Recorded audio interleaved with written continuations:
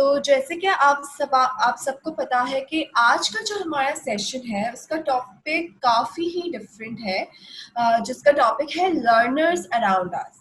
सो हम अपनी लाइफ में हर स्टेज में कहीं ना कहीं एक लर्नर होते हैं।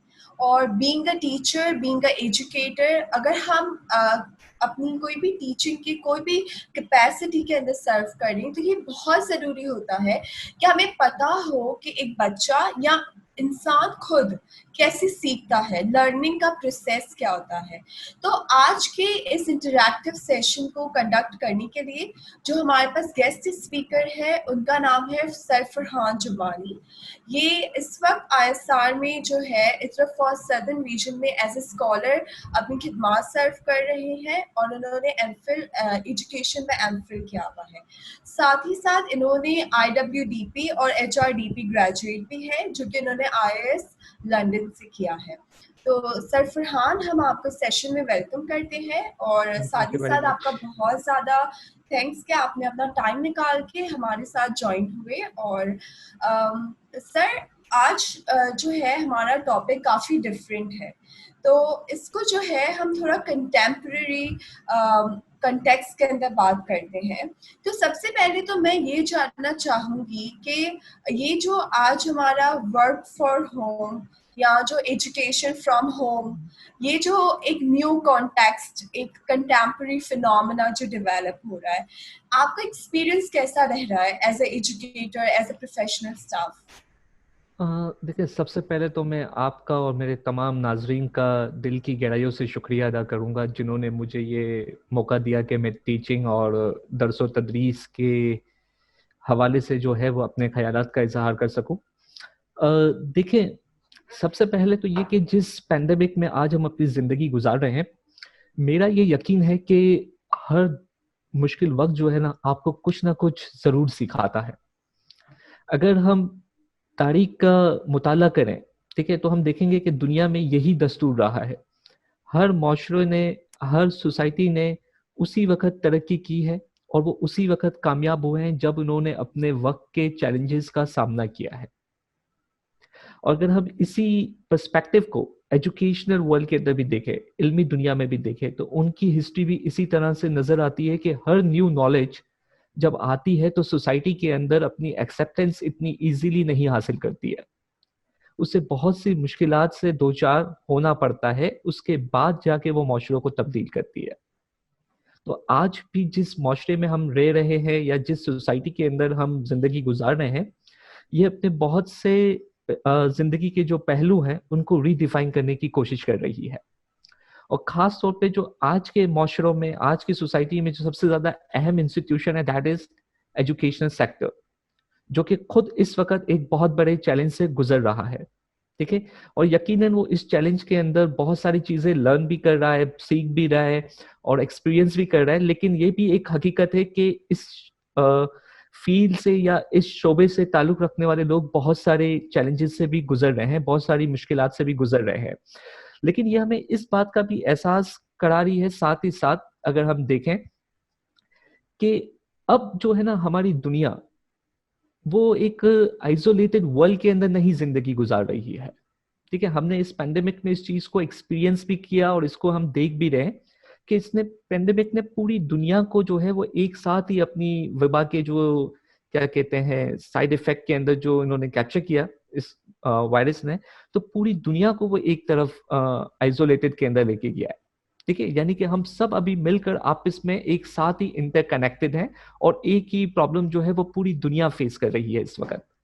ठीक है, तो अब हमें इस बात को भी अंडरस्टैंड करने की जरूरत है कि पहले हम ये कह सकते थे कि इस कॉन्टेक्स्ट के प्रॉब्लम्स और चैलेंजेस अलग हैं और उस कॉन्टेक्स्ट के प्रॉब्लम्स और चैलेंजेस अलग है, लेकिन अब ये हकीकत भी नहीं रही है। ठीक है, और इस वायरस या इस पैंडेमिक या इस कोविड की सिचुएशन में जो है हमने इस चीज को एक्सपीरियंस भी किया।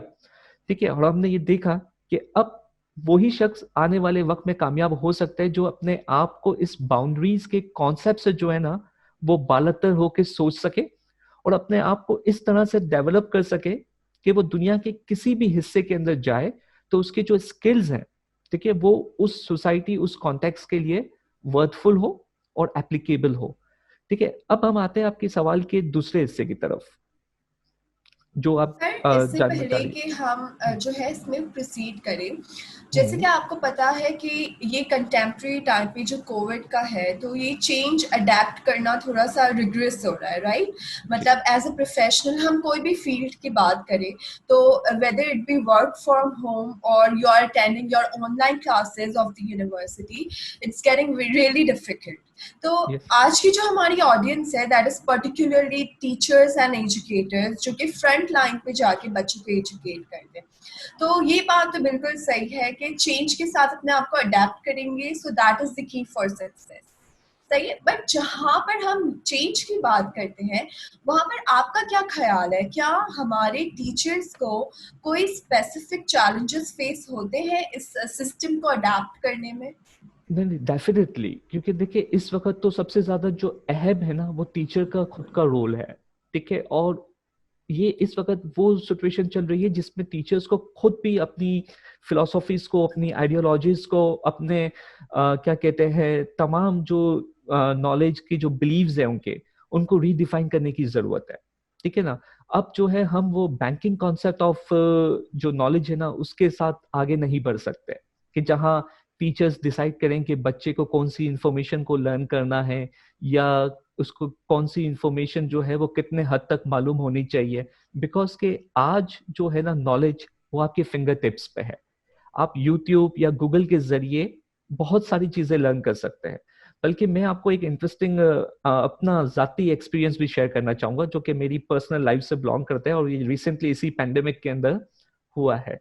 सी, I am very much bad with my household work, लेकिन चंद रोज कबल during this pandemic time period, I was playing with my daughter around 11 o'clock in the night, और somehow we broke 2 eggs from the fridge.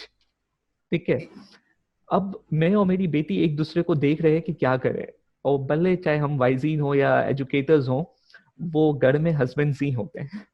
तो हमें भी डर लगता है कि अब क्या करें इस सिचुएशन के अंदर। And first time in my life मैंने क्या किया कि यूट्यूब को खोला, और वहां पे मैंने कीवर्ड्स लिखे कि how to clean broken egg flow, और उसमें से जो वीडियोस मुझे समझ में आई, मैंने एक दो वीडियोस को जल्दी जल्दी देखा और लर्न करने की कोशिश की कि फ्लोर को साफ कैसे किया जाएगा, और मैंने इमीडिएटली उस फ्लोर को साफ किया। सो फ्रॉम दैट डे मेरी बेटी जो है ना आज तक मुझसे ये पूछती रहती है, पापा मुझे ये प्रॉब्लम हो रहा है, क्या आप मुझे गूगल करके बता सकते हैं, मेरी हेल्प कर सकते हैं? तो सी, आज आप जो है ना सिर्फ नॉलेज या इंफॉर्मेशन जो है ना वो खाली नहीं लर्न कर रहे इन टूल्स के जरिए से, यू आर लर्निंग स्किल्स और टेक्निकल स्किल्स एज वेल। ठीक है, तो आज आप अब देख सकते हैं कि हमारा जो पिछले परसेप्शंस थे वो कितने हद तक वैलिड है, और अब हमें किस चेंज के साथ जो है अपने आप को अडॉप्ट करना पड़ेगा।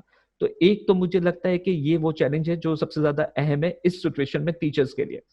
फिर दूसरा, क्योंकि हम खुद देख रहे हैं कि अब हम जो इस वक्त सेशंस ले रहे हैं that is online distance learning programmes के थ्रू हम जो है वो सारे सेशंस ले रहे हैं, जिसमें फेस टू फेस इंटरेक्शन कम हो रही है। ठीक है, और ये इस वक्त का सबसे बड़ा चैलेंज है कि ऑनलाइन सोसाइटीज के अंदर किस तरीके से आप जो है अपने कंटेंट को ले जा रहे हैं और अपनी टीचिंग आइडियाज को ले जा रहे हैं। बिकॉज के देखें डेवलपिंग वर्ल्ड के अंदर वो लोग जो थे वो स्लोली ग्रेजुअली जो थे टेक्नोलॉजिकल एडवांसमेंट की तरफ पिछले 3 या 4 डिकेड से जो है वो काम कर रहे थे। लेकिन जिस कॉन्टेक्स्ट के अंदर हम जिंदगी गुजार रहे हैं उसके डायनेमिक्स डिफरेंट है, और उनकी कॉन्टेक्चुअल रियलिटीज और डिफिकल्टीज भी डिफरेंट है। हमारे यहाँ जैसे कि अनस्टेबल इंटरनेट कनेक्शंस, ठीक है, लोड शेडिंग्स, इस तरह के चैलेंजेस हैं जिसकी वजह से फेस टू फेस इंफ्रास्ट्रक्चर और क्या कहते हैं आपका वीक इंफ्रास्ट्रक्चर होने की वजह से आपकी जो फेस टू फेस इंटरेक्शन कम होती है और ऑनलाइन की तरफ जाती है, तो सबसे बड़ा चैलेंज ही हमारे पास ये आ जाता है कि हम उसको स्टेबल नहीं रख पा रहे होते। ठीक है, कि क्या हम शो करें, हम प्लान कुछ करते हैं लेकिन एक्चुअलाइज कुछ और हो रहा होता है। दूसरा, इसके साथ एक चैलेंज हमारे पास ये भी आ रहा है कि जहां हम ये कहते हैं कि हम ऑनलाइन की तरफ मूव हुए हैं, ठीक है, तो हमारी ऑडियंस भी जो है ना वो बहुत ज्यादा मूव हो चुकी है। अब फॉर एग्जाम्पल आपको इस बार, पहले आप अपने क्लासरूम के अंदर जो 25 या 30 या 40 या जो भी नंबर्स का कोहत आप रन कर रहे होते थे, आपकी जो टीचिंग प्रैक्टिस की जो लिमिटेशंस थी वो उस क्लासरूम के अंदर तक ही होती थी। आप अपने तमाम स्टूडेंट्स को जानते थे, उनके साथ पूरा टाइम स्पेंड करते थे, अपनी क्लासेस स्पेंड करते थे। लेकिन आज आपका ऑडियंस बढ़ चुके हैं। आज आप देखते हैं कि बहुत सारी क्लासेस को मर्ज करके भी जो है वो एक क्लास सेट की जाती है, जिसके अंदर पॉसिबल है कि आपका जो ऑडियंस है, या तो वो किसी पाकिस्तान के मुख्तलिफ शहरों में से, लाइक सिंध में से भी कोई स्टूडेंट आपके साथ कनेक्ट हो सकता है, गिलगित बल्तिस्तान से भी कोई स्टूडेंट आपके साथ कनेक्ट हो सकता है, या फिर आपके साथ जो है पंजाब से भी कोई स्टूडेंट्स जो है वो कनेक्ट हो सकते हैं। तो अब आपके डायनेमिक्स जो है वो चेंज होते जा रहे हैं। आपका क्लासरूम के अंदर आपकी ऑडियंस का जो बैकग्राउंड है वो बहुत ज्यादा डाइवर्स होता जा रहा है। तो ये एक सबसे बड़ा चैलेंज आ रहा है आपके सामने। फिर वीक इंफ्रास्ट्रक्चर, जो मैंने अभी भी हाईलाइट किया कि ये एक बहुत बड़ा चैलेंज है कि हमारे पास लोड शेडिंग्स के जो इश्यूज हैं, ठीक है, जिसकी वजह से हम कोई ऐसे टाइम पे, जब जो भी टाइम हो सेशन का, उसके अंदर मुख्तलिफ इलाकों में से, मुख्तलिफ एरियाज में से जो है लोग हमारे साथ कनेक्ट होते हैं। अब बहुत सारे एरियाज ऐसे होते हैं जिसमें उसी टाइम पे जो है वो लोड शेडिंग हो रही होती है, ठीक है, या फिर टाइमिंग ऐसे होते हैं जिस वक्त की इलेक्ट्रिसिटी चार्जेस जो है वो एक्सपेंसिव होते हैं। तो बहुत से लोग जो है वो अपने 300 यूनिट्स को मेंटेन रखने के लिए जो है उस वक्त इलेक्ट्रिसिटी कम से कम यूज कर रहे होते हैं, अपने इकोनॉमिकल रीजंस या इकोनॉमिकल बैकग्राउंड्स की वजह से भी। और इसी तरह जो है वो मुख्तलिफ इंटरनेट के चैलेंजेस की वजह से भी जो है वो ऑडियंस को बहुत सारी प्रॉब्लम्स आती है, जिसको उन्हें कैटर करना पड़ता है, और हम तमाम लोगों को जो है ना उसके साथ कोप अप करना पड़ा है। तीसरा एक जो हमारी सोसाइटी के अंदर एक सबसे ज्यादा जो मेन चैलेंज है, और जो हमारे टीचर्स, मुझे ऐसा फील होता है कि वो सबसे ज्यादा फेस करते होंगे, दैट इज द माइंडसेट कि हम खुद भी जो है ना वो कम इंटरेस्ट लेते हैं ऑनलाइन मोड की तरफ। हम खुद जो है वो face to face model of education को ज्यादा प्रेफर कर रहे हैं। और उसकी बुनियादी वजह यह है कि इस मोड के अंदर, जो ऑनलाइन मोड है, इसके अंदर लर्नर को अपनी लर्निंग रिस्पॉन्सिबिलिटी खुद लेनी पड़ती है, जिसकी वजह से ये बहुत ज्यादा डिफिकल्ट भी हो रहा होता है स्टूडेंट्स के लिए भी, फिर उनके फैमिली मेंबर्स के लिए भी, और टीचर्स के लिए भी, क्योंकि उनको वो पार्टिसिपेशन या वो इंटरेस्ट लेवल नहीं मिल रहा होता। तो दीज आर सम चैलेंजेस और obstacles which I believe that इस वक्त प्रेजेंट सोसाइटी के अंदर जो है वो हमारे तमाम टीचर्स, चाहे वो किसी भी सर्कल से ताल्लुक रखते हो, वो फेस जरूर कर रहे होंगे।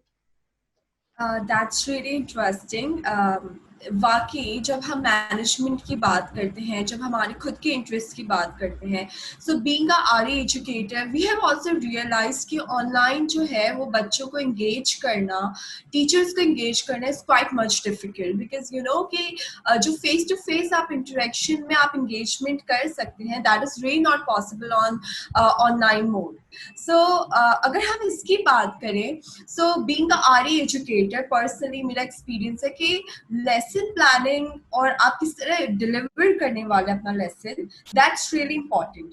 So while you're preparing your lesson plan, you have to consider a lot more factors, right? जिससे आपकी effective delivery हो। तो इस कॉन्टेक्स्ट के अंदर या इस सर्कमटेंसेस के अंदर, as being a professional educator, आपकी क्या सजेशंस हैं? आप क्या सोचते हैं कि टीचर्स को किन किन फैक्टर्स का ध्यान रखना चाहिए while preparing the lesson plan?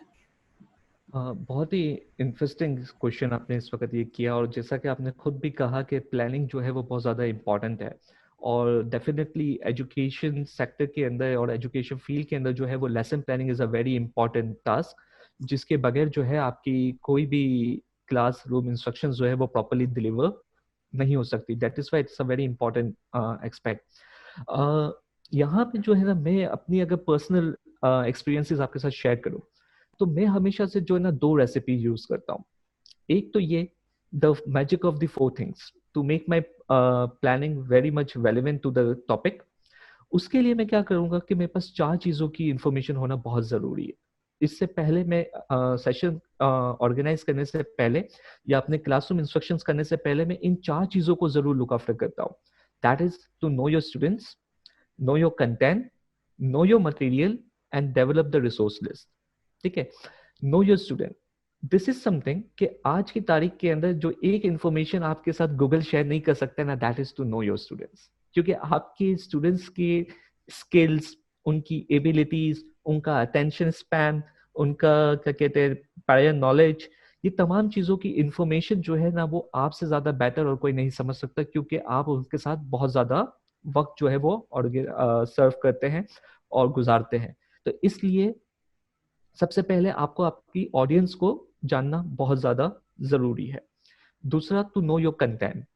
मेरे नजदीक एक अच्छा टीचर वही है जो अपने कंटेंट को, अपने मवाद को जो है ना बेहतर तरीके से जानता हो और वो मुसलसल उसकी रीडिंग करता हो। ठीक है। और साथ ही साथ जो है वो उसकी जो ये जो रीडिंग्स जिसकी तरफ मैं हाईलाइट करना चाह रहा हूँ, जब उसको कोई ऐसा मौका मिलता है कि वो उसी टॉपिक्स को किसी जगह पे जाए पढ़ाने के लिए और वो डिफरेंट स्टैंडर्ड्स के हवाले से उसमें बात करने वाला है, तो वो उस वक्त का जो मटेरियल है, उसकी सब्जेक्ट्स की जो बुक्स होती हैं, उसको जरूर गो थ्रू करे। ठीक है। और साथ ही साथ करिकुलम गाइड्स को, ये बहुत ज्यादा इंपॉर्टेंट है, जैसे कि टीचर्स एंड पेरेंट्स गाइड्स या रिसोर्स बुक्स जो आजकल डेवलप की जाती है हर करिकुलम्स के साथ, उसे देखना बहुत जरूरी है, ताकि वो आपको हेल्प करता है आपके कंटेंट को ऑर्गेनाइज करने में भी। उसमें हम मजीद मजीद नेक्स्ट स्टेप में भी बात करेंगे। Then to know your material. ठीक है, ये बहुत ज्यादा इंपॉर्टेंट एलिमेंट है।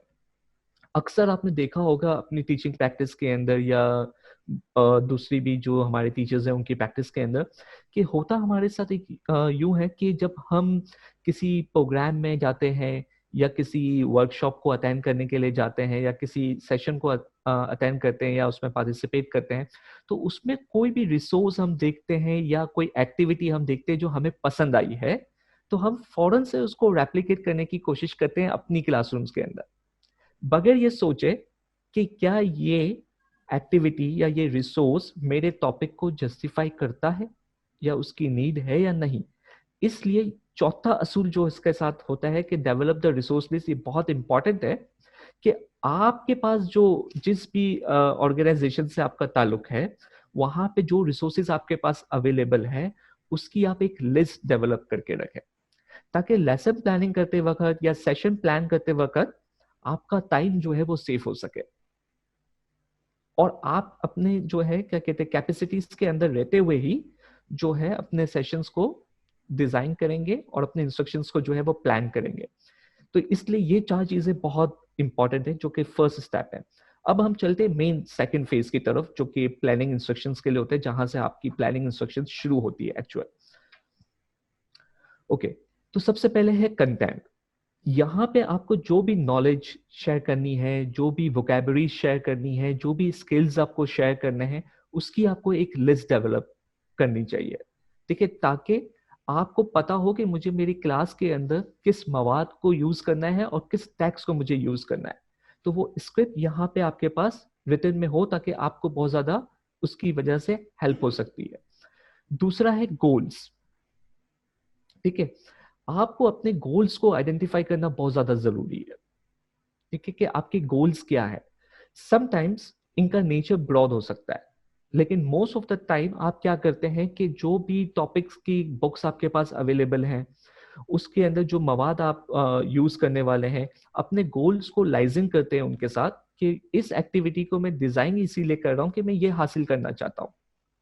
ठीक है, ताकि आपको पता चल सके, आपके माइंड के अंदर एक ऐसा क्राइटेरिया डेवलप हो जाए कि आपको इस चीज का आइडिया हो जाए कि मेरे स्टूडेंट्स को जो चीज मैं सिखाना चाह रहा था, तो क्या उन्होंने उस चीज को लर्न किया कि नहीं किया। तो इसकी वजह मदद से भी आपको जो है वो ये सेट करने में हेल्प मिलेगी, क्राइटेरिया को सेट करने के अंदर।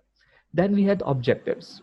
ठीक है, इसके अंदर आप क्या करते हैं कि आप छोटे छोटे ऑब्जेक्टिव्स को डिजाइन करते हैं इस चीज को समझने के लिए कि क्या आपके स्टूडेंट ने वो चीज लर्न की कि नहीं, जो आपका एंड प्रोडक्ट था इस एक्टिविटी को प्लान करने के लिए। तो ये आपको आइडेंटिफाई करना बहुत जरूरी है। और फिर आपको ये हेल्प भी करता है, जो कंटेंट को आपने डिजाइन किया है फर्स्ट स्टेप के अंदर, जो आपको यूज करना है, ये उससे डायरेक्टली रेलिवेंट हो जाता है कि क्या मेरे ऑब्जेक्टिव मैच हो रहे हैं, मेरा कंटेंट मेरे ऑब्जेक्टिव से मैच हो रहा है या नहीं हो रहा। इसलिए ये तीनों स्टेप्स बहुत ज्यादा इंपॉर्टेंट है। Then we have to design the material list again. ठीक है, हमने ऊपर जो रिसोर्स मटेरियल लिस्ट डेवलप की थी वो आपके तमाम रिसोर्सेज की थी। ठीक है, लेकिन तमाम रिसोर्सेज आप एक ही सेशन में यूज नहीं करते हैं।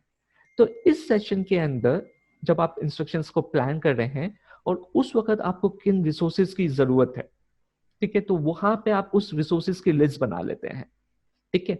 और यहाँ पे इस प्लान के अंदर आप इस रिसोर्स के साथ जो है वो टेक्निकल रिसोर्सेज को भी ऐड कर सकते हैं, बिकॉज कि वो आपके कंटेंट को डिलीवर करने में, आपके ऑब्जेक्टिव्स को डिलीवर करने में भी बहुत ज्यादा हेल्पफुल है. Then we had to design the final stage, that is the introduction of your topic. ठीक है, कि मैं किस तरह से जो है एक्टिविटीज को डिजाइन करूंगा कि आज मेरे बच्चे जो हैं या मेरे स्टूडेंट्स जो हैं वो इस एक्टिविटी के जरिए उनका अटेंशन भी ग्रैब होगा और वो उस टॉपिक पे भी आएंगे जो मुझे डिलीवर करना है. तो इस तरह की एक एक्टिविटी जो है आप इस फेज पे डिजाइन करते हैं. Then is a second last phase, that is development. ठीक है, अब यहाँ पे आप वो तमाम इंस्ट्रक्शंस को जो है प्लान करते हैं और डिजाइन करते हैं और लिस्ट डाउन करते हैं कि कौन सी एक्टिविटीज या कौन सी चीजें, इंस्ट्रक्शंस जो हैं आप उसको प्लान कर रहे हैं और आप एक्सप्लेन करते हैं कि इस एक्टिविटी को यहाँ पे डालने का मकसद ये है कि इसके जरिए मैं इन इन ऑब्जेक्टिव्स को हाईलाइट करूंगा और इन इन कंटेंट्स को मैं डिलीवर करूंगा. तो ये आपको लाइजिंग करने में, आपके प्लान को और आपके क्लासरूम इंस्ट्रक्शंस को एक शेप देने में आपको बहुत ज्यादा हेल्प करता है. And then the last thing, that is your practice.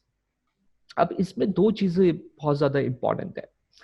एक कि आप प्रैक्टिस के वक्त में सबसे ज्यादा अहम चीज है आपका खुद का जो बिहेवियर है, that is very important as a teacher. ठीक है, क्योंकि आपको बच्चे जो है वो 24/7 जो है ना मॉनिटर करते हैं और आज के ज़माने में ये इतना डिफिकल्ट टास्क नहीं रहा है. ठीक है, आपके फेसबुक अकाउंट्स के जरिए, आपके व्हाट्सएप पिक्चर्स के जरिए या स्टेटस के जरिए या फिर नियर बाई कल्चर में, क्योंकि हम जो है वो गीतो सोसाइटीज के अंदर रहते हैं जहाँ पे क्लोज गेटेड सोसाइटीज हैं, तो एक दूसरे को देखना और एक्सेस करना इतना डिफिकल्ट नहीं है. तो आप किस तरह का मॉडल जो है वो अपने लिए दूसरों के लिए जो है आप प्रेजेंट करते हैं. ठीक है, क्योंकि आपके वर्ड से ज्यादा आपका जो बिहेवियर है वो बच्चे बहुत जल्दी अडॉप्ट करते हैं.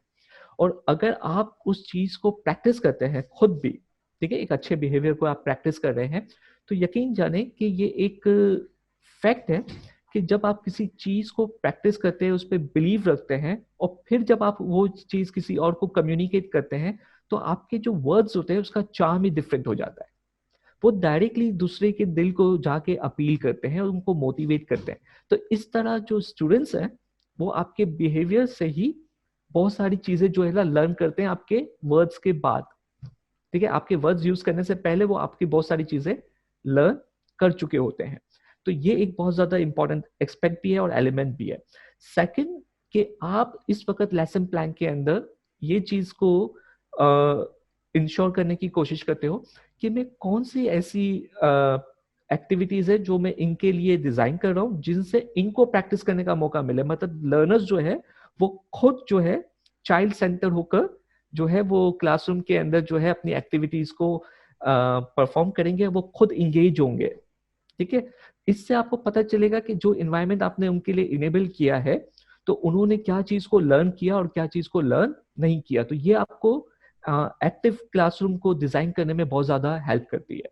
तो these are some basic things which I believe that all the lesson plan templates has.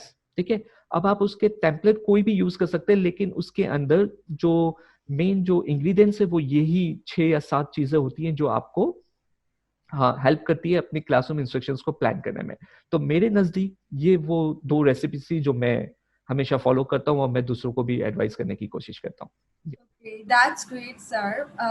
आपने जो बात की इससे I have a very interesting question for you, and I think that would be really much relevant to the audience that we have today. So we have talked about कि हमें ये भी ensure करना है कि whether the students are learning anything or not, right? When we talk about the objectives, so it's not just about the purpose of the content, but we have to make sure whether those outcomes that we have set is achieved or not. तो हम जो है as a teacher की ज़बान में अगर मैं कहूँ उस language में, so हमारे पास formative assessment नाम की एक चीज़ होती है, right? And it's not just the integral part of a teaching process, but I think it makes a teacher effective as well. तो मेरा आपसे क्वेश्चन ये है कि जहाँ पर हम असेसमेंट और परफॉर्मेंस की बात करते हैं, तो क्या वहाँ पर सिर्फ एक ही तरीका है? फॉर एग्जाम्पल कि मैं सिर्फ पेपर लूँ या उनसे टेस्ट लूं? कैन वी ओनली जज और assess the students basis of these, या हमारे पास मल्टीपल चीजें भी हैं? क्या मल्टीपल इंटेलिजेंस है बच्चों के अंदर जिसके जरिए हम उनको डिफरेंट लेवल पे जो है असेस कर सकते हैं? जी, देखिए, एवरी चाइल्ड इज यूनिक, ठीक है, और या उनकी जो इंटेलिजेंस भी प्रोफाइल ऑफ इंटेलिजेंस भी जो है ना वो वेरी कर सकता है, ठीक है।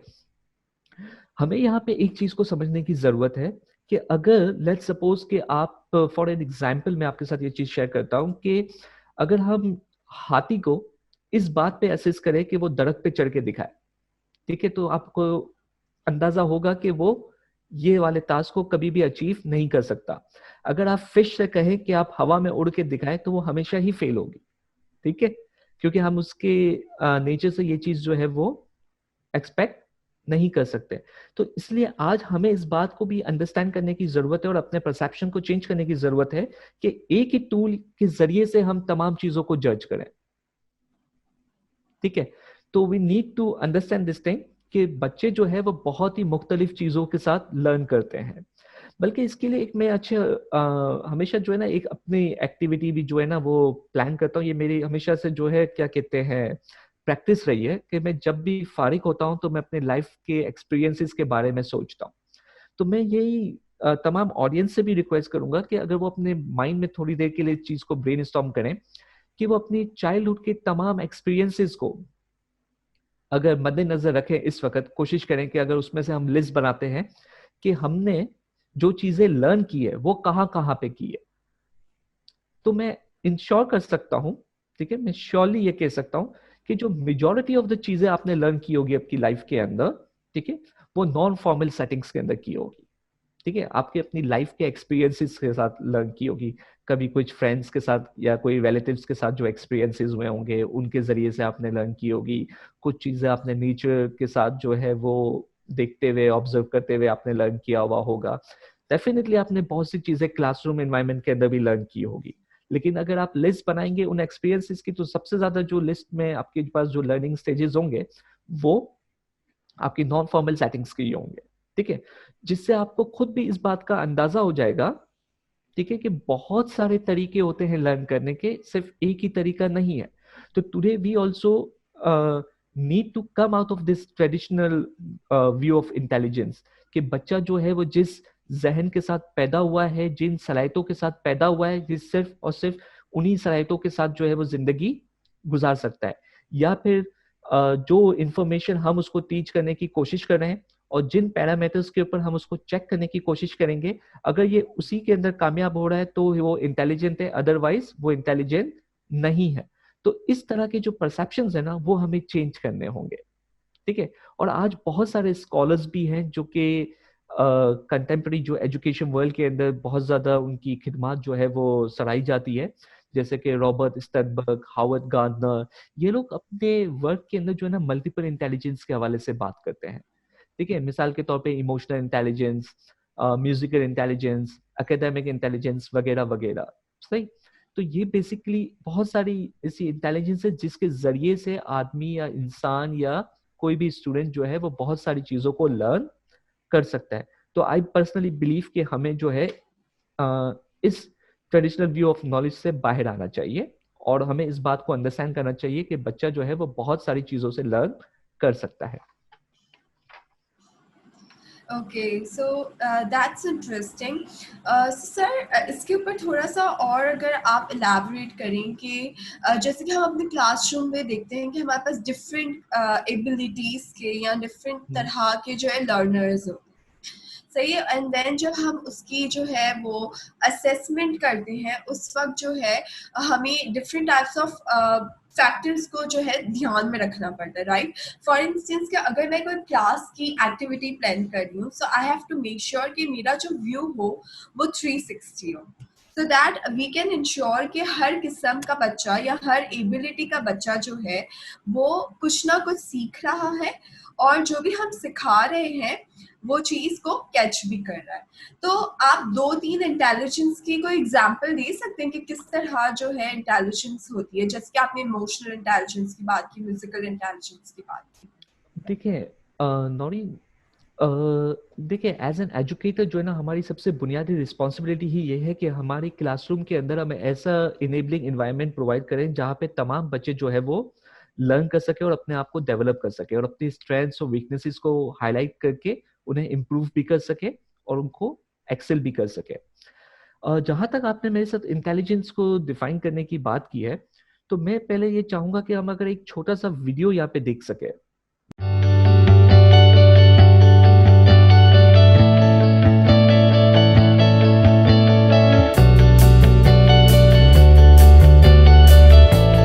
What's going on? You doing some reading there? Yes, well, you know, I turn to poetry when matters of the heart weigh heavily on me. If you're happy and you know it, then your face will surely show it. If you're happy and you know it, clap your hands. Anon.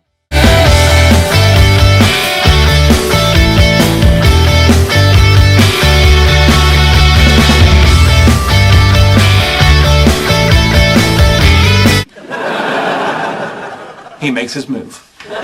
He's dividing both sides by I. He's adding back the coefficient. He has a value for P. He's plugging that back in. He takes the derivative and he solves the equation. The crowd goes wild. No!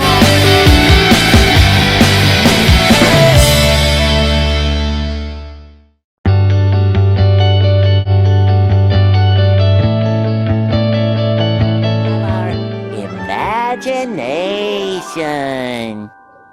Wow, I never thought of it that way. That's really something. Can I have your TV? With imagination, I can be anything I want. A pirate. Arr. A football player. Hup. A starfish! Patrick, you're already a starfish. See, Squidward, it works! You try!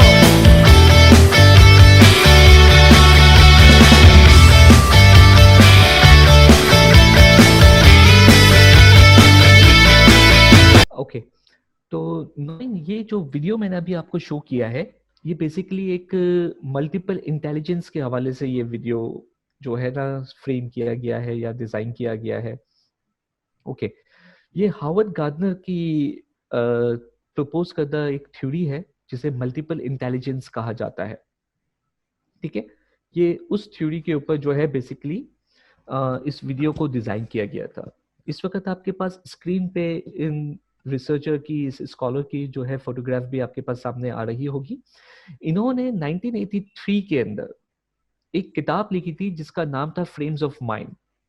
उस किताब के अंदर कि मैं ये discuss कर रहा था कि हार्वर्ड के एक ग्रेजुएट है जिनका नाम भी जो है वो हार्वर्ड गार्डनर ही है। इन्होंने 1983 के अंदर एक किताब को पब्लिश किया था और उनकी पब्लिकेशन का नाम था फ्रेम्स ऑफ माइंड। उस किताब के अंदर इन्होंने फर्स्ट टाइम इस थ्योरी को आउटलाइन किया था। ठीक है, इसका बैकग्राउंड कुछ इस तरह से था कि ड्यूरिंग उनकी पीएचडी स्टडीज वो अपने थीसिस के दौरान दो तरह के ग्रुप्स के लोगों के साथ काम कर रहे थे। एक था नॉर्मल एंड गिफ्टेड चाइल्ड, ठीक है, और दूसरे थे brain damage adults. Brain damage adults, इन दो लोगों के साथ जब वो दौरान थीसिस अपने काम कर रहे थे तो इन्होंने ये रियलाइज किया उनके साथ कुछ वक्त को बिताकर कि दो, ठीक है, their senses are not normal like us, but they had something very special in their life and which is God gifted। कि उन्होंने देखा कि बहुत से लोग जो के पास उनके 5 सेंसेस में से कुछ सेंसेस जो है वो नॉर्मल नहीं है, लेकिन उसके बावजूद वो म्यूजिकली ब्रिलियंट है। ठीक है, बहुत ही अच्छे तरीके से वो गाने गा रहे हैं, म्यूजिकल इंस्ट्रूमेंट्स प्ले कर रहे हैं या बातचीत कर रहे हैं या कुछ और स्किल्स हैं पेंटिंग के या दूसरी चीजों के जो वो एक्सप्रेस कर रहे हैं और बहुत अच्छे तरीके से कर रहे हैं। तो उस वक्त ये 80s की दिहाई की बात हो रही है इस वक्त। तो आप थोड़ा सा अगर अपने साथ बैक पे भी जाए उस वर्ल्ड के अंदर, उस कॉन्टेक्स्ट को के अंदर, तो आप रियलाइज करेंगे कि ये कितना इंपॉर्टेंट एलिमेंट था उस जमाने के अंदर। तो इन्होंने ये इस पूरे अपने थीसिस के ऊपर जब वो रिफ्लेक्ट कर रहे थे तो इन्हें ये चीज रियलाइज हुई कि हमारे पास जो इंटेलिजेंस है, ठीक है, वो एक ही आईक्यू इंटेलिजेंट नहीं है कि जो लोग मैथ्स को सॉल्व कर सकते हैं, साइंस को अंडरस्टैंड कर सकते हैं, वही लोग जो है ना हाईली इंटेलेक्चुअल्स हैं या हाईली इंटेलिजेंट लोग हैं, बल्कि दुनिया में बहुत सारी इंटेलिजेंस हो सकती है, ठीक है। और शुरू शुरू में इन्होंने तकरीबन 8 से 9 इंटेलिजेंस जो है वो प्रपोज की थी या आउटलाइन की थी अपनी इस किताब के अंदर। देन स्लोली ग्रेजुअली इन्होंने 2009 तक जो है उसके अंदर काफी सारे डोमेन्स को और एक्सपेक्ट्स को जो है वो इसमें ऐड भी किया है, ठीक है। तो उनमें से चंद कर मैं आपको जो है ना ब्रीफली एक शॉर्ट इंट्रोडक्शन देता चलूंगा, ताकि ये हमें हेल्प करेगी अंडरस्टैंड करने में कि जो लर्नर्स हैं हमारे दरमियान वो कैसे होते हैं। तो सबसे पहले है लॉजिकल मैथमेटिकल। इन लोगों के पास मैथमेटिकल प्रॉब्लम्स को सॉल्व करना या लॉजिकल प्रॉब्लम्स को सॉल्व करने की एक्सपर्टीज होती है। आप देखेंगे कि ये लोग नंबर्स को बहुत ज्यादा एंजॉय करते हैं, और इस तरह के लोग जो है आपको मोस्टली इंजीनियर्स या अकाउंटेंट्स या साइंटिस्ट जैसी जो फील्ड्स में नजर आएंगे। ये मोस्टली इस तरह के कैरियर्स ओप्ट करना पसंद करते हैं, और इन्हें करना भी चाहिए ताकि वो नंबर्स को एंजॉय करते हैं तो इस तरह की फील्ड्स को वो ज्यादा काम को भी एंजॉय कर सकेंगे साथ साथ। दूसरा भी है लिंग्विस्टिक इंटेलिजेंस। इस तरह के लोगों में या स्टूडेंट्स के अंदर आपको लैंग्वेज लर्न करने के बहुत सारे लोग जो है वो शौकीन नजर आएंगे। ये वोकैबुलरीज के साथ या रीडिंग कॉम्प्रिहेंशंस के साथ या फंक्शन ऑफ लैंग्वेज को बहुत अच्छे तरीके से यूज करते हैं और समझते हैं। और इस तरह के जो स्टूडेंट्स होते हैं उनके अंदर आप देखेंगे कि उनका ह्यूमर का जो एलिमेंट है वो भी बहुत अच्छा होता है, और वो बहुत ही अच्छे तरीके से जो है स्टोरीज के जरिए वर्ड्स को यूज करते हुए जो है वो बहुत अच्छे तरीके से अपनी फीलिंग्स को एक्सप्रेस कर सकते हैं और आर्टिकुलेट भी कर सकते हैं। तो इस तरह के लोग जो है आपको लॉयर्स, राइटर्स या टीचर्स जैसी फील्ड्स के अंदर कैरियर ऑप करते हुए नजर आते हैं। Then we have the visual learners, ठीक है। ये वो लोग होते हैं या स्टूडेंट्स होते हैं जिनके पास जो पिक्चर्स के जरिए से लर्न करने की कोशिश करते हैं, मैप्स के जरिए से लर्न करने की कोशिश करते हैं, वीडियोस के जरिए से, चार्ट्स के जरिए से। इनकी ऑब्जर्वेशनल स्किल्स बहुत अच्छी होती है। ये जब आंखों से कोई चीज को देखते हैं तो वो अंडरस्टैंड कर सकते हैं कि इस पिक्चर के अंदर क्या हो रहा है, ये पिक्चर क्या स्टोरी टेल करने की कोशिश कर रही है। उनकी ऑब्जर्वेशनल स्किल्स जो होती है वो बहुत ज्यादा पावरफुल होती है। और इस तरह के लोग जो है आपको आर्टिस्ट या आर्किटेक्ट जैसे प्रोफेशंस के अंदर नजर आते हैं। Then we had musical intelligence, ठीक है। इन स्टूडेंट्स के अंदर या इन लोगों के अंदर आप देखेंगे कि बहुत क्या कहते हैं, इनके पास जो है ना म्यूजिकल इंटेलिजेंस जो है वो खुदा की तरफ से ना गिफ्टेड होगी। ये बहुत ही अच्छे होंगे सिंगिंग के अंदर या कोई दीनी या रिलीजियस कलाम को पढ़ने के अंदर, किरत करने के अंदर। तो इस तरह की चीजों में ये आपको बहुत अच्छे नजर आएंगे कि म्यूजिकल इंस्ट्रूमेंट्स को भी प्ले कर रहे हैं। इनके अंदर नेचुरली होगी कि ये किसी भी म्यूजिकल क्या कहते हैं, उनके जो नोट्स होते हैं, ठीक है, उसको वो फौरन से आइडेंटिफाई भी कर सकते हैं, उनको समझ भी सकते हैं और उसको बेहतर तरीके से यूज भी कर सकते हैं। तो इस तरह के जो लोग हैं आपको singers, music composers, teachers, music teachers के तौर पे जो इस तरह की जो फील्ड्स होती है उसके अंदर आपको बहुत ज्यादा नजर आते हैं। Then we had bodily kinaesthetic, ठीक है। ये वो लोग होते हैं या स्टूडेंट्स होते हैं जो फिजिकली इन्वॉल्व होकर चीजों को लर्न करने की कोशिश करते हैं, ठीक है। इनके लिए आप वो एक्टिविटीज प्लान करते हैं जिसके अंदर इनकी फिजिकली बॉडी जो है ना इन्वॉल्व हो, ताकि वो इस तरह से अपनी इंफॉर्मेशन को प्रोसेस कर सके और उसको लर्न कर सके। तो इस तरह के जो लोग होंगे वो आपको अपने क्या कहते हैं थॉट्स को बेहतर तरीके से एक्सप्रेस करते हुए नजर आएंगे through facial expression, through body expressions. ये बहुत अच्छी तरीके से अपनी बातों को एक्सप्लेन कर सकते हैं। तो इस तरह के लोग आपको जो है वो डांसर्स या और कोई ड्रामा, आर्टिस्टिक फील्ड्स या फिर आपको स्पोर्ट्स के अंदर जो है ये बहुत ज्यादा नजर आएंगे। ये इस तरह के कैरेक्टरिस्टिक्स अपनी पर्सनैलिटीज के अंदर रखते हैं। Then we had the naturalistic intelligence. ये वो लोग होते हैं या स्टूडेंट्स होते हैं जिन्हें खुदा ने ये सलाहियत दी होती है कि वो नेचर को बहुत ज्यादा इंजॉय करते हैं, वो इन्वायरमेंट को एक्सप्लोर करना पसंद करते हैं, ठीक है। उन्हें माउंटेन्स, बीचेस, वाटर, ठीक है, ये चीजें बहुत, ट्रीज बहुत ज्यादा अट्रैक्ट करती है। तो इन लोगों के अंदर क्लासरूम में भी आपको ये चीज नजर आएगी कि ये एक्टिविटीज को एक्सप्लोर करने में बहुत अच्छे नजर आएंगे आपको, ठीक है। तो ऐसे लोग आपको बायोलॉजिस्ट, फार्मर, गार्डनर, इस टाइप के प्रोफेशंस के अंदर आपको नजर आते हैं। ये वो लोग होते हैं। Then we had interpersonal and intrapersonal. ठीक है, ये स्टूडेंट्स या लोग आपको अपने इमोशंस को अंडरस्टैंड करते हुए दूसरों के इमोशंस को भी अंडरस्टैंड करते हुए नजर आएंगे। ठीक है, ये फौरन से जो है अपनी स्ट्रेंथ्स और वीकनेस भी जानते हैं, आइडेंटिफाई कर सकते हैं कि किस एरिया में या किस एक्सपेक्ट के अंदर मेरी ये स्ट्रेंथ्स है और ये वीकनेसेस हैं। ठीक है, इसी तरह ये लोग दूसरों की भी स्ट्रेंथ्स को या वीकनेसेस को इमीडिएटली जो है वो ऑब्जर्व कर सकते हैं। ठीक है, इनके पास ये स्किल्स बहुत अच्छे तरीके से होते हैं। तो ये इस तरह के लर्नर्स होते हैं और ये आपको मोस्टली जो है वो इसी तरह के कैरियर्स में भी नजर आएंगे, जैसे फिलोसोफर्स, ठीक है, researchers, sociologist, writers, sales person. तो ये इस तरह के कैरियर्स को जो है वो ओप्ट करते हैं। तो ये कुछ इंटेलिजेंस है जो कि इन्होंने इन द बिगनिंग जो है वो हार्वर्ड ने जो है अपनी थ्योरी के अंदर प्रपोज किया था, और इसके बाद इन्होंने और भी बहुत सारे डोमेन्स को इसमें ऐड किया है, जैसे कि एग्जिस्टेंशनल इंटेलिजेंस है। फिर इस वक्त एक डिबेट चल रही है कि क्या मॉरल इंटेलिजेंस हो सकती है या इस डोमेन को सेपरेट रखना चाहिए। तो इस तरह के और भी बहुत सारे इंटेलिजेंस हैं जिनको इन्होंने आइडेंटिफाई किया है अपने काम के अंदर। तो ये पर्पस ऑफ शेयरिंग इस इंफॉर्मेशन को यही है कि ये जो चीजें अगर आप अपने हवाले से भी अगर देखें, ठीक है, कि आपके अंदर भी इस तरह की इंटेलिजेंट प्रोफाइल्स जो है ना वो वेरी करती होंगी। आप इनमें से बहुत सारी चीजों के अंदर अच्छे होंगे और बहुत सारी चीजों में बहुत ज्यादा अच्छे होंगे। ठीक है, अगर आप इस चीज को क्या कहते हैं प्रैक्टिस करते हैं, इस चीज को अंडरस्टैंड करते हैं, तो ये आपकी क्लासरूम टीचिंग पे भी इफेक्ट करती है। ठीक है, या आपकी पर्सनल लाइफ पे भी इम्पैक्ट करती है, आपकी अपनी स्ट्रेंथ्स एंड वीकनेसेस को आइडेंटिफाई करने में, इनको इम्प्रूव और उनको एक्सेल करने में, और फिर आपकी क्लासरूम में भी आपको ये चीज बहुत ज्यादा हेल्पफुल करती है, क्योंकि आपके भी जो स्टूडेंट्स है वो बहुत ही मुख्तलिफ इंटेलिजेंस के प्रोफाइल अपनी जात के अंदर रखते हैं।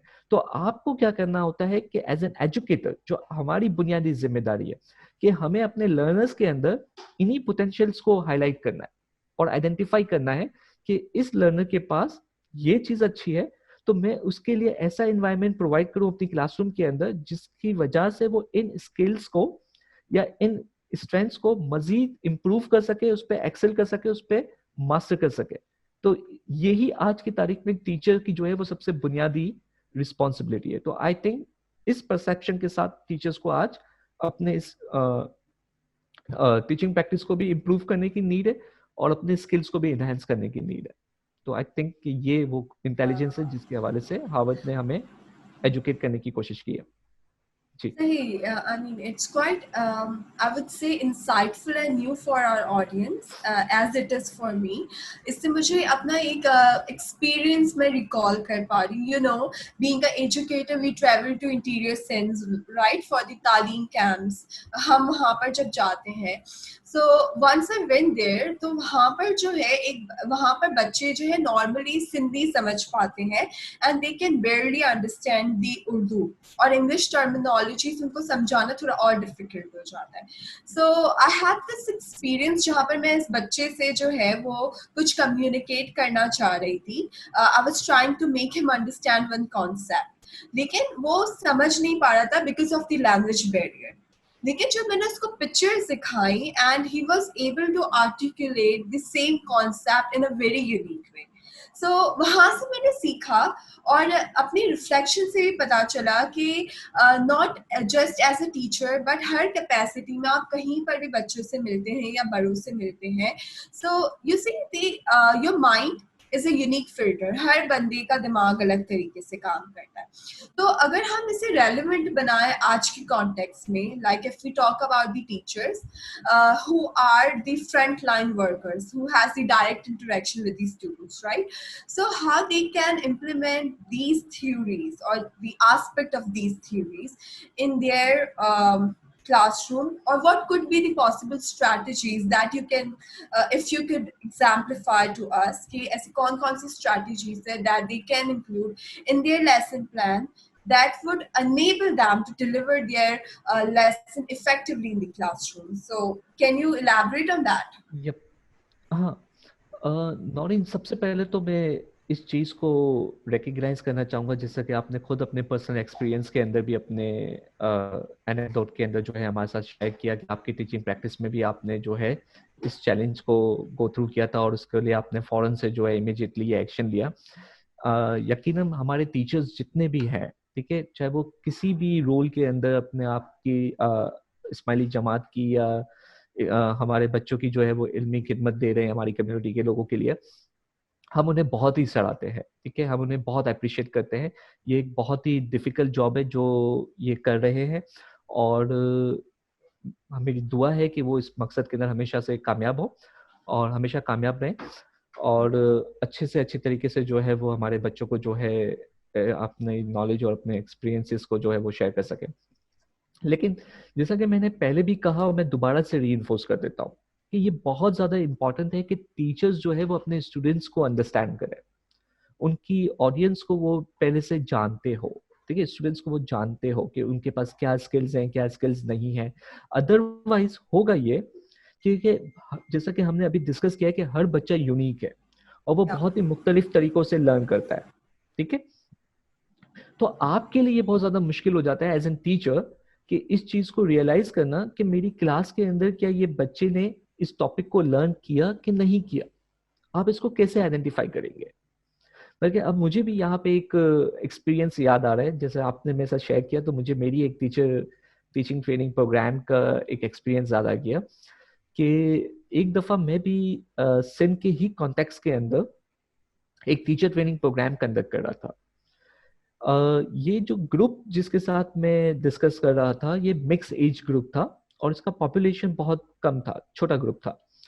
तो वहां पे हम एपिस्टेमोलॉजिकल पोजीशंस को डिस्कस कर रहे थे कि किस तरीके से लोग जो है वो लर्न करते हैं और आपका खुद का जो लर्निंग एटीट्यूड है वो कैसा है, आप खुद चीज़ों को कैसे लर्न करते हैं। तो उसमें एक यंग टीचर ने रिस्पॉन्स किया कि मेरा जो लर्निंग एटीट्यूड है वो एम्पेरिकल है। मैं जब तक, यानी कि हम बॉडीली किनेस्थेटिक कह सकते हैं इसको, कि जब तक मैं खुद प्रैक्टिकली किसी चीज के अंदर इन्वॉल्व ना हो तो मैं उसे लर्न नहीं कर सकता या कर सकती। ये सुनकर वहां उसी ग्रुप के अंदर से एक सीनियर टीचर जो कि उस यंग टीचर के खुद टीचर रह चुके हैं, वो ये कहते हैं खुद से कि इसका मतलब ये है कि मेरी क्लासेस के अंदर ये फिजिकली वहां पे बैठी होती जरूर थी लेकिन माइंड से ये एब्सेंट होती थी, ठीक है। तो इन्हें खुद ये रियलाइज होता है और वो ये कहते हैं कि इसका मतलब ये है कि यकीनन अब हमें भी अपने टीचिंग प्रैक्टिस के अंदर अपनी टीचिंग स्किल्स को जो है वो इनहेंस करने की नीड है, अपने स्किल्स को अपडेट करने की नीड है, ठीक है। और यकीनन ये बिल्कुल सही भी है कि आज हमें अपने तमाम एक्सपीरियंसेस को अपने स्किल्स को जो है वो वक्तन फर वक्तन अपडेट करना बहुत ज़रूरी है। और ख़ासतौर पे जिस तरह के क्लासरूम के अंदर हम इंगेज होते हैं जहाँ पे हम सोशल साइंसेस के सब्जेक्ट्स को जो है वो ज़्यादा एक्सप्लोर कर रहे हैं या ह्यूमैनिटीज़ को एक्सप्लोर करते हैं, एथिक्स है, कल्चर एंड सिविलाइजेशंस हैं, इस तरह के टॉपिक्स पे जब हम डिस्कस करते हैं तो हम देखते हैं कि हमारे पास जो बच्चों का भी जो प्रोफाइल है वो बहुत ही ज़्यादा डाइवर्स है। कुछ बच्चों को जो है वो नंबर्स बिल्कुल ही याद नहीं रहते होंगे, वो तारीखों को याद ही नहीं कर पाते होंगे कि किस दौर में किस शख्स के साथ क्या हुआ था, वो कब पैदा हुआ था। लेकिन इसी की तरह आप देखेंगे कि बहुत सारे बच्चे जो है वो बहुत से वाकयात के जरिए से भी, कि स्टोरीज के जरिए से, इंसिडेंट्स के जरिए से वो ये याद कर लेते हैं, इन इवेंट्स के जरिए से कि ये उस जमाने की बात है, ठीक है। तो इस तरह के मुख्तलिफ प्रोफाइल जो है वो हमें मिल रहे हैं। तो इस वजह से मुझे ये फील होता है कि अगर हम इस मल्टीपल इंटेलिजेंस की थ्योरी को माइंड में रखते हुए लेसन प्लान करते हैं तो ये हमारे लिए बहुत ज्यादा हेल्पफुल है। दो कि हम ये तमाम एक्टिविटीज अपने सेशंस के अंदर प्लान करते हैं, ठीक है, हम उनको यूज भी करते हैं, लेकिन हमारा जो परसेप्शन होता है उसको यूज करने का, और उस वक्त क्लासरूम प्लानिंग इंस्ट्रक्शंस को डिजाइन करते वक्त उस वक्त हम इन चीजों को मद्देनजर नहीं रख रहे होते कि हमारे पास जो ग्रुप है उसके अंदर डोमिनेटेड ऑडियंस कौन सी है। फॉर एग्जाम्पल अगर हम उसको थोड़ा सा डिस्कस करते हैं, लेट्स सपोज कि मैं ऐसे ग्रुप को टीच कर रहा हूं जहां पे लिंग्विस्टिक इंटेलिजेंस के लोग ज्यादा हैं, तो फिर मेरे क्लासरूम इंस्ट्रक्शंस के अंदर कौन सी एक्टिविटीज होनी चाहिए, ठीक है। या मुझे उनको वीडियोस दिखानी चाहिए या मुझे उनको रीडिंग कॉम्प्रिहेंशंस करवाने चाहिए, ठीक है, क्योंकि वो लैंग्वेज को यूज करना, फंक्शन ऑफ लैंग्वेज को यूज करना पसंद करते हैं। तो अब मेरे प्लान के अंदर मोस्टली जो एक्टिविटीज होनी चाहिए वो इस तरह की हो कि मैं क्रिएटिव राइटिंग एक्टिविटीज करवा दूं। ठीक है, बच्चों को मैं ये टास्क दूं कि वो पोइट्री लिख ले उसी टॉपिक से रिलेटेड, कि आज के अपने इस एक्सपीरियंस को जो है वो बहुत अच्छे तरीके से जो है वो डिफाइन करे। स्पेशली बल्कि मुझे तो अभी भी ये याद आ रहा है, अगर आपको भी याद हो कि आपने मेरे साथ एक टीचर ट्रेनिंग प्रोग्राम के अंदर पार्टिसिपेट किया था, मैंने अभी आपको देखा तो मुझे आपका वो रोल प्ले आज तक याद है। जब मैंने आपको अभी ऑनलाइन देखा था तो मैंने उसी रोल प्ले से आपको आइडेंटिफाई किया था। तो बहुत ही अच्छे तरीके से आपने उसको वहां पे एक्सप्लेन किया था, जो भी उस वक्त की क्लासरूम की आपकी लर्निंग थी। तो इसलिए देखे कि ये चीज हमें यहाँ पे हेल्पफुल हो जाती है कि अगर आपके स्टूडेंट्स के जो पॉपुलेशन है उसके अंदर लिंग्विस्टिक इंटेलिजेंस के लोग ज्यादा हैं, तो आप इस तरह की एक्टिविटीज, इस तरह के टास्क जो है वो डिजाइन करें कि डिबेट्स आपकी क्लासरूम के अंदर हो रही हो, आप फॉर्मल स्पीकिंग अपॉर्चुनिटीज दें, कंस्ट्रक्टिव चाइल्ड सेंटर क्लासरूम आपके पास होना चाहिए जहाँ पे स्टूडेंट और टीचर्स जो है both are responsible for the learning process.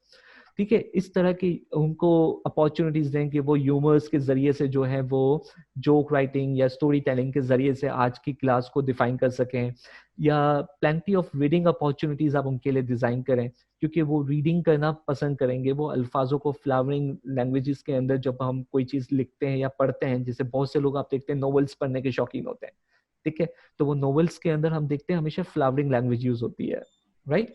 तो इस तरह की जो रीडिंग कॉम्प्रिहेंशन होते हैं, उस तरह के जो स्टूडेंट्स हैं जिनकी लिंग्विस्टिक इंटेलिजेंस बहुत अच्छी होती है, वो बहुत इंजॉय करते हैं इस तरह की एक्टिविटीज के अंदर। ठीक है, फिर आप उनको ब्रोशर डिजाइन करने के लिए कह सकते हैं, या वीडियोस डिजाइन बनाने के लिए आप कह सकते हैं, ठीक है, जो आपके टॉपिक से रेलिवेंट हो। जरूरी नहीं कि आप इन तमाम एक्टिविटीज को एक ही क्लासरूम के अंदर यूज करें, लेकिन आप इस तरह की एक्टिविटीज आप डिजाइन कर सकते हैं। Then we had the logical mathematical. For example, if you had the group, ठीक है, जहाँ पे स्टूडेंट्स जो है वो लॉजिकल मैथमेटिकल इंटेलिजेंस ज्यादा रखते हो, तो फिर इस तरह के लोगों के जो स्किल्स हैं वो प्रॉब्लम सॉल्विंग की तरफ या एनालाइज करने की तरफ ज्यादा है। तो आप जब उनके लिए कोई एक्टिविटीज प्लान करते हैं तो आप इस तरह की चीजें प्लान कर सकते हैं जो कि उनको एनालाइज करने में हेल्प करे। फॉर एग्जाम्पल जैसे ग्रीक्स या अरब्स, ठीक है, तो ये एक इंटरेस्ट क्रिएट कर देगा कि अच्छा, तो फिर आप ये बता सकते हैं कि सिचुएशन में, एक्चुअल सिचुएशन में ये हुआ था, अगर आप वहां होते तो आप क्या एडवाइस करते, ठीक है, कि इस हिस्टोरिकल फिगर को ये डिसीजन लेना चाहिए था या ये डिसीजन लेना चाहिए था। ठीक है, तो इस तरह के आप देखेंगे कि इन एक्टिविटीज के जरिए या इन डिस्कशंस के जरिए वो बच्चे जिनका मैथमेटिकल या लॉजिकल इंटेलिजेंस बहुत ज्यादा पावरफुल होगा, वो खुद जो है क्लासरूम के अंदर पार्टिसिपेट करना शुरू हो जाते हैं। ठीक है, तो ऐसी एक्टिविटीज जो कि आप उनके लिए डिजाइन करें जिसके अंदर लॉजिकल गेम्स हो, पैटर्न्स को आइडेंटिफाई करने की कोशिश की जाए। ठीक है, कि अगर हिस्ट्री के एक फेज में एक इवेंट हुआ था तो इससे मिलता जुलता एक इवेंट जो है वो दूसरे फेज पे भी हुआ है, तो क्या आपको कोई कनेक्शन इनके बीच में नजर आता है कि ये इवेंट जो है या ये जो चैलेंज या प्रॉब्लम जो है वो सिमिलर है या अलग अलग है। तो इसके थ्रू भी जो है वो बहुत ज्यादा इंटरेस्ट लेना शुरू कर देते हैं। इस तरह then we had the visual groups. अगर आपके पास ऐसा फील होता है कि वो बच्चे हैं आपकी क्लासरूम के अंदर जो कि इमेजेस के जरिए, विजुअल चीजों के जरिए ज्यादा लर्न करते हैं, तो आप उनके लिए बहुत सारी इमेजरी चीजें जो है ना डिजाइन कर सकते हैं। फॉर एग्जाम्पल जैसे कि इस वक्त आपको पावर पॉइंट के अंदर भी कुछ पिक्चर्स नजर आ रहे हैं जिसमें से एक सिग्नल की पिक्चर है। ठीक है, आप इस सिग्नल को देखते ही हैं जहां पे हालांकि कोई वर्ड्स नहीं लिखा हुआ, बट स्टिल आप जब रेड लाइट देखेंगे तो आप रुक जाएंगे। ठीक है, आपको पता है कि रेड लाइट का मतलब क्या होता है, तो आपको ये किसने कम्युनिकेट किया। This means that this is an social imagery which is already developed, और इस इमेजरी के जरिए से भी लोग अंडरस्टैंड करते हैं और इन्फॉर्मेशन को याद रखते हैं। ठीक है, जैसे मेरा आज भी एक फेवरेट इमेजरी है जो कि किंग मार्टिन लूथर ने यूज किया था कि आई हैव अ ड्रीम। ठीक है, कि मैंने ख्वाब देखा है, मेरा एक ख्वाब है। अब आप देखिए वो किस तरीके से जो है इस वर्ड्स को यूज करते हुए जो है लोगों के अंदर अपनी इंफॉर्मेशन को जो है वो इनकलकेट करने की कोशिश कर रहे हैं। तो इसी तरह हम हिस्ट्री में भी कर सकते हैं, ग्रीक्स या अरब्स, ठीक है, मंगोल्स या सल्जूक्स। तो इस तरह से बहुत सारी इमेजरीज जो है ना हम डेवलप कर सकते हैं। और हम अपने बच्चों को ये रिक्वेस्ट कर सकते हैं कि वो किसी तरीके से जो है ना आर्टिस्टिक एक्सप्रेशंस के जरिए से आज की क्लासरूम एक्टिविटी के अंदर पार्टिसिपेट करें, जैसे उनको पेंटिंग ऑप्शन दे दिए गए, पावर पॉइंट डिजाइन करने के लिए कहा गया, जो टूल्स आपके पास अवेलेबल हो। डेफिनेटली आपके पास अगर लैपटॉप्स या इस तरह की चीजें अवेलेबल नहीं है तो आप इन एक्टिविटीज या इन रिसोर्सेज को यूज नहीं करेंगे, आप दूसरी रिसोर्सेज को यूज करना ज्यादा प्रेफर करेंगे। तो इस तरह की चीजें कि आप मगर बच्चों के लिए इन्वायरमेंट जो है ना प्रोवाइड करें उन टास्क एक्टिविटीज के अंदर जो इनको फैंटेसीज को डेवलप करने में मदद करें, ठीक है, उनके बिलीव्स को जो है वो एक्सप्रेस करने में मदद करें। तो इस तरह के कोलाज जो है वो बनाएं कि आज के इस टॉपिक में हमने जो चीजें लर्न की है और जो आइडियाज हमारे जहन में आ रहे थे उसको प्रेजेंट करने के लिए उन्होंने एक कोलाज बनाया। तो ऐसी बहुत सारी एक्टिविटीज हैं जिनके जरिए से आप उनको इंगेज कर सकते हैं अपनी क्लासरूम के अंदर, उन स्टूडेंट्स को। Then we had the bodily kinaesthetic people, ठीक है, इनके लिए आप जो है आप देख रहे बहुत सारे पिक्चर्स में आपको यहाँ पे नजर आ रहा होगा कि आप उनके लिए रोल प्ले की एक्टिविटीज या ड्रामा के उस जमाने के कल्चर को आप खुद जो है वो प्रेजेंट करें, इस तरह की एक्टिविटीज जिसके अंदर वो फिजिकली इन्वॉल्व हो सके, ठीक है। तो आपको ये तमाम एक्टिविटीज जो है वो यहाँ पे आपको अपने प्लान के अंदर इसको डिजाइन करनी होगी इस तरह से कि कौन सी एक्टिविटीज के साथ मैं क्या चीज को यूज कर रहा हूँ। Then we had interpersonal and interpersonal groups as well. आपको लग रहा है कि आपके जो स्टूडेंट्स हैं वो इन दोनों स्किल्स के अंदर बहुत इंटेलिजेंट हैं और इनको बहुत अच्छी तरीके से ये यूज करते हैं, तो आप इनके लिए दूसरी जो है ना ग्रुप वर्क अपॉर्चुनिटीज को प्लान कर सकते हैं कि ये तो वो स्टूडेंट्स हैं जो कि टीम वर्क भी बहुत अच्छा करेंगे, इनका कोलैबोरेशन स्किल्स बहुत अच्छे होंगे। और खासतौर पे आज ये जो ऑनलाइन एजुकेशन के अंदर हमारे पास जो ये जूम, स्काइप और गूगल मीट इस तरह के जो प्लेटफॉर्म्स हैं उसके अंदर भी ये बहुत अच्छे तरीके से जो है ना यूज हो सकते हैं और इन प्लेटफॉर्म्स के जरिए से वो कोलैबोरेटिवली जो है एक दूसरे की हेल्प के साथ बहुत अच्छी सारी चीजें जो है ना डेवलप भी कर सकते हैं और लर्न भी कर सकते हैं। तो ऐसी बहुत सारी एक्टिविटीज जो है वो टीचर को डेवलप करनी होगी अपने क्लासरूम के अंदर। लेकिन इन तमाम एक्टिविटीज को जब वो प्लान करते हैं तो उस वक्त उनके पर्सपेक्टिव्स को जो है ना चेंज करने की नीड है। मोस्ट ऑफ द टाइम होता ये है, हम ये तमाम टीचर्स जो है इन्हीं एक्टिविटीज को प्लान करते हैं, लेकिन होता मेन एक्चुअल चीज ये है कि हम जब लेसन प्लान कर रहे होते हैं तो हमारा जो फोकस होता है, ठीक है, वो कंटेंट की तरफ होता है कि इस कंटेंट को मैं इस एक्टिविटीज के जरिए जो है ना डिफाइन कर दूं, ठीक है, ये एक्टिविटी जो है ना इस कंटेंट के जरिए चली जाए। लेकिन हमें अब जो जरूरत है वो बेसिकली कंटेंट के साथ एक्टिविटीज को डिजाइन करने की नीड नहीं है, बल्कि चाइल्ड सेंटर अप्रोच को यूज करते हुए हमें अपने लर्नर्स को मद्देनजर रखते हुए जो है लेसन प्लान करने की जरूरत है कि इस एक्टिविटी के जरिए जो है ये स्टूडेंट इस टास्क के जरिए ये चीजों को लर्न करेगा या इस स्किल सेट को हासिल करेगा जो मैंने ऑब्जेक्टिव्स के अंदर या गोल्स के अंदर डिफाइन किया है। तो these are the things which we need to keep it out in a consideration while planning the instructions, especially for the classroom instructions. तो ये वो कुछ चीजें हैं जो हमें प्लान करनी चाहिए, जो मुझे ऐसा फील होता है कि हमारे लिए इम्पोर्टेंट होती है एज एन टीचर जब आप कोई भी लेसन प्लान करते हैं। Okay, sir, that was interesting. Like, आपने practical strategies बताई, and I think that would be really helpful for the contemporary teachers to implement in their classroom. But मैं आपका थोड़ा सा और जो है opinion लेना चाहूँगी. Like we have talked about the strategies related to different intelligence and learning abilities, right? But अक्सर क्लास में ऐसा देखा जाता है कि class is a mixed group, right? वहाँ पर आपके पास कुछ बच्चे हैं जो बहुत हाइपर एक्टिव होते हैं, you have to deal with them. Then you have few students जो कि काफी shy होते हैं, वो आगे आके जो है questions नहीं कर पाते, so you have to assess them as well कि whether they have learned or not. Then you have ऐसे बच्चे जो बहुत शैतानियाँ करते हैं, कुछ लोगों को क्लासेस में ऐसा होता है कि हम बोल रहे हैं, हम ज्यादा पार्टिसिपेट करें, काफी वोकल होते हैं. So you see, there are variety of students in a class, right? So might be we could say कि हम ऐसे ग्रुप के साथ डील करते हैं that doesn't have a common learning ability और a common type of intelligence, right? तो आपको क्या लगता है कि एक क्लास के अंदर जहाँ पर हमारे पास इतनी मल्टीपल इंटेलिजेंस के बच्चे हैं, डाइवर्स बैकग्राउंड के हैं, तो हमारी क्लासरूम की प्लानिंग में जो स्ट्रैटेजीज हम डेवलप करते हैं, should it be 360 or it should be like one only? जैसे कि अगर मुझे कोई कंटेंट पढ़ाना है तो वो कंटेंट क्या मैं सिर्फ टेक्स्ट बुक रीड करके करवा रही हूँ या फिर मैं सिर्फ ड्रामा ही करवा रही हूँ? How we can incorporate like the multiple 360 angle in developing these strategies?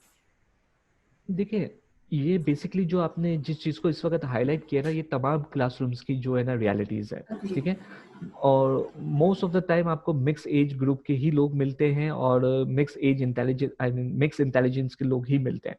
तो जो लिटरेचर हमें इसके लिए जो सजेशंस देता है कि आप किस तरीके से अपनी क्लासरूम इंस्ट्रक्शंस को प्लान करें, तो वो हमें ये बताता है कि अगर लेट्स सपोज आपके पास 1 आवर का लेसन प्लान है, आप 1 आवर के लिए अपने क्लासरूम इंस्ट्रक्शंस को प्लान कर रहे हो और उसके अंदर 5 एक्टिविटीज हैं जिसके जरिए से आज आप अपने लेसन को या अपने कंटेंट को जो है वो डिलीवर करेंगे। तो उन 5 एक्टिविटीज के अंदर आप अपने फ्लो को इस तरीके से डेवलप करते हैं जिसके अंदर आप अपने तमाम लर्नर्स को, ठीक है, माइंड में रखते हुए उनके लिए अपॉर्चुनिटीज को प्लान करते हैं। कि फॉर एग्जाम्पल मेरे पास 3 ऐसे बच्चे हैं या स्टूडेंट्स हैं जिसके लिए आपको अपनी ऑडियंस को जानना बहुत जरूरी होता है। मैं इसलिए शुरू से ये कह रहा हूँ कि अगर आप अपने स्टूडेंट्स को जानते हैं, उनकी लर्निंग एबिलिटीज को आप जानते हैं, उनके इंटरेस्ट को आप जानते हैं, तो आपको पता होगा कि ये जो 3 बच्चे हैं या ये 3 स्टूडेंट्स जो हैं, इनकी लिंग्विस्टिक इंटेलिजेंस बहुत अच्छी है। तो आपने स्टार्टिंग के अंदर रीडिंग कॉम्प्रिहेंसिव एक्टिविटीज को जो है वो प्लान किया। फिर आपने सेकंड स्टेप के अंदर आपने दूसरे ग्रुप के लिए कि आपने देखा कि मेरे पास जो 4 स्टूडेंट्स ऐसे हैं जो विजुअल लर्नर्स है, तो आपने उनके लिए भी एक एक्टिविटी जो है वो प्लान की। तो मैंने कहा कि आपको जो है ना कंटेंट से ज्यादा लर्नर सेंटर होने की जरूरत है लेसन प्लान करते वक्त, ठीक है। तो कि यही होगा, क्योंकि फिर क्या होगा कि आपके 1 घंटे के इंस्ट्रक्शन के बाद जब आप एवेल्यूएट करने की कोशिश करेंगी तो डेफिनेटली, ठीक है, आपको हर बच्चा कुछ ना कुछ जरूर बताएगा कि आज की क्लास में उसने लर्न क्या किया है, जिससे आपको भी आइडेंटिफाई करने में हेल्प होगी कि मेरे जो ऑब्जेक्टिव्स थे क्या वो हासिल हुए या नहीं हुए। तो इस तरह से हमें तमाम ग्रुप्स के लिए कुछ ना कुछ एक्टिविटी प्लान करनी होगी। मगर मोस्ट ऑफ द टाइम हम देखते ये हैं कि अपनी खुद की कन्वीनियंस के हिसाब से भी समटाइम इट हैपेंस कि मेरे लिए इजी क्या है या मेरा कंफर्ट जोन क्या है। For example as an YG मेरे लिए लेक्चर देना बहुत आसान है, ठीक है, बट ठीक है, मुझे ये देखना है कि कहते हैं ना कि कहने वाले का कुछ नहीं जाता, सुनने वाले कमाल करते हैं, राइट। तो अब मुझे ये देखना है कि जो ऑडियंस मुझे सुन रही है वो क्या लेक्चर मोड को प्रेफर करती है या नहीं करती है, ठीक है।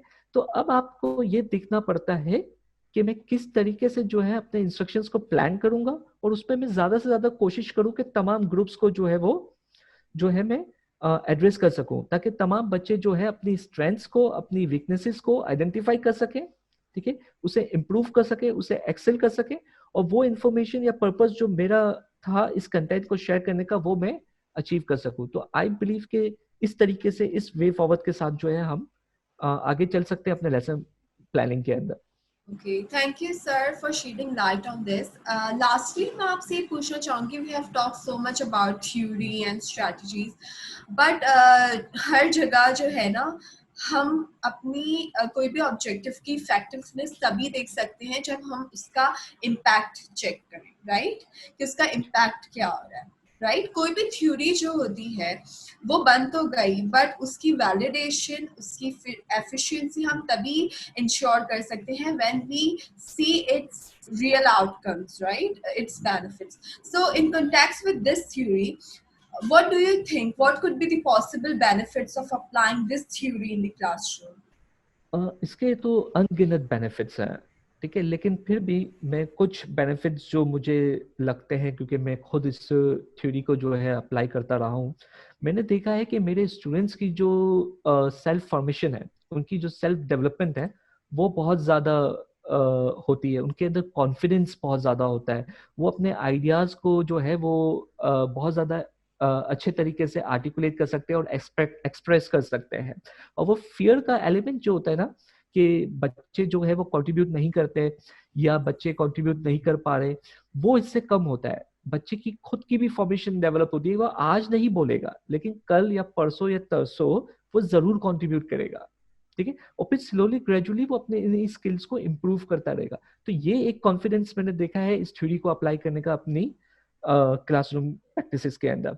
देन वी हैड कि भाई सबसे ज्यादा बेनिफिट तो उसका खुद को टीचर को है, ठीक है, क्योंकि टीचर्स का एक तो ये कि उसका जो क्लासरूम इन्वायरमेंट है वो बहुत ज्यादा फ्रेश होगा, ठीक है, कि उसकी क्लासरूम जो है वो बहुत ज्यादा डायनेमिक होगी, वाइब्रेंट होगी, कि स्टूडेंट्स जो है वो चाइल्ड सेंटर है तो वो क्या कहते हैं पार्टिसिपेट हो रहा होगा दोनों तरफ से, सही। आई थिंक मैनेज करने में भी ज्यादा आसानी होती है। हाँ, और दूसरा सबसे बड़ा जो बेनिफिट है कि एक टीचर वो इसीलिए नोबल प्रोफेशन के अंदर काउंट होता है कि वो दूसरों की लाइफ के अंदर इम्पैक्ट करता है, ठीक है। तो अगर वो इस इंटेलिजेंस के कॉन्सेप्ट को अंडरस्टैंड करता है और उसे प्रैक्टिस करता है और वो लोगों को, अपने स्टूडेंट्स को उनसे बेहतर जानता है कि इनके अंदर ये स्ट्रेंथ्स है और ये वीकनेसेस हैं, वो उनको दूर करवाता है, उनकी वीकनेसेस को और उनकी स्ट्रेंथ्स को आइडेंटिफाई करवाता है, तो इससे बड़ी खिदमत और क्या हो सकती है, ठीक है। वो टीचर उस बच्चे की लाइफ पे इम्पैक्ट कर रहा है जो उसको लेटर ऑन नजर आएगा, जिसके लिए वो हमेशा थैंकफुल रहेगा, ठीक है। और ये एक नोबल ये एक एस्टैब्लिश फैक्ट है। अगर आपसे भी पूछा जाए कि आपकी लाइफ में कोई ऐसा टीचर जिससे आप बहुत ज्यादा मोटिवेटेड हैं या इंस्पायर्ड है, तो डेफिनेटली आपके माइंड में कोई ना कोई ऐसा टीचर जरूर होगा जिसने आपकी लाइफ के ऊपर इम्पैक्ट किया होगा और आप हमेशा उसको थैंकफुल रहोगे, ठीक है। तो ये वो क्या कहते हैं ब्लेसिंग है इस फील्ड की, जो कि आप फील करते हैं अगर आप इस स्ट्रेटेजी को जो है अपने क्लासरूम इंस्ट्रक्शंस के अंदर यूज करते हैं। देन आप क्या करते हैं कि आप जब ये मल्टीपल इंटेलिजेंस को यूज कर रहे हैं ना, तो आप अपने कंटेंट को तमाम बच्चों की नीड के हिसाब से जो है ना एड्रेस कर रहे हैं। आप उनके लिए उस कंटेंट को रेलेवेंट बना रहे हैं। आपके बच्चे आपके साथ जो है उस लर्निंग प्रोसेस के अंदर या उस लर्निंग जर्नी के अंदर साथ साथ सफर कर रहे हैं, ठीक है। तो सबसे बड़ा बेनिफिट तो यही है, और हमारी टीचिंग का जो सबसे बड़ा मेन पर्पस है वो भी यही है कि बच्चे उस नॉलेज को, उस इंफॉर्मेशन को लर्न करे, ठीक है, और उसे अप्लाई करे अपनी जिंदगी के अंदर। तो ये सबसे बड़ा बेनिफिट जो है वो मुझे नजर आया था इस थ्योरी को अप्लाई करते वक्त, जब मैंने अपनी क्लासरूम्स के अंदर उसको अप्लाई किया है। तो ये मेरा जाती एक्सपीरियंस है। तो हो सकता है कि कुछ लोग इससे इत्तेफाक ना रखते हो, तो I do appreciate their point of view as well, लेकिन मेरे पर्सनल एक्सपीरियंसेस के अंदर मैंने ये कुछ बेनिफिट्स देखे थे। और सबसे बढ़कर मैं अगर बताऊं कि जैसे फॉर एग्जांपल मैं अपनी एजुकेशन लाइफ के अंदर जो है ना एक अच्छा स्टूडेंट कभी भी नहीं रहा अपनी स्कूल लाइफ के अंदर, ठीक है। मैं एकेडमिकली बिल्कुल भी नहीं था। तो मेरा जो लर्निंग एक्सपीरियंसेस है स्कूल के वो इतने अच्छे नहीं है, लेकिन इसके बावजूद जब मेरी बेटी अपनी स्कूल की तारीफ करती है, अपने क्लासरूम की तारीफ करती है, और आज भी ये कह रही है कि पप्पा मुझे ऑनलाइन से ज्यादा फेस टू फेस क्लास के अंदर मजा आता है, स्कूल वालों को बोलो कि बंद नहीं करो, तो फिर आप देखो मैं खुद भी इंटरेस्ट लूंगा, ठीक है, ये उसकी एजुकेशन के लिए, उसके लर्निंग एक्सपीरियंसेस को और अच्छा बनाने के लिए। तो सबसे बड़ा जो एडवांटेज है इस थ्योरी को अप्लाई करने का वो यही है कि जो फैमिली मेंबर्स खुद भी एजुकेशनल इंस्टीट्यूशंस के एक्सपीरियंसेस अगर अच्छे नहीं रखते, वो भी इस लर्निंग प्रोसेस के अंदर उस टीचर के साथ हो जाते हैं। तो इस तरह एक टीचर, स्टूडेंट और उसके पेरेंट्स की पार्टनरशिप डेवलप हो जाती है। तो इसका सबसे बड़ा अच्छा नतीजा ये होता है कि उस बच्चे की खुद की जो एकेडमिक डेवलपमेंट है वो बहुत अच्छी हो जाती है, जो कि पेरेंट्स की भी विश होती है और टीचर की भी विश होती है। तो these are some essential benefits जो मुझे लगते हैं कि इस थ्योरी को अप्लाई करने के हैं अपने क्लासरूम के अंदर। बिल्कुल, ये बहुत ज़्यादा बेनिफिशियल है। एंड थैंक यू सर कि आपने जो है इतना न्यू थ्योरी से जो है हमें इनलाइटन किया और उसकी प्रैक्टिकलिटी भी दिखाई, बिकॉज यूजुअली हम थ्योरी सुनते हैं और हमें ये नहीं पता होता कि इसको अप्लाई कैसे करना है।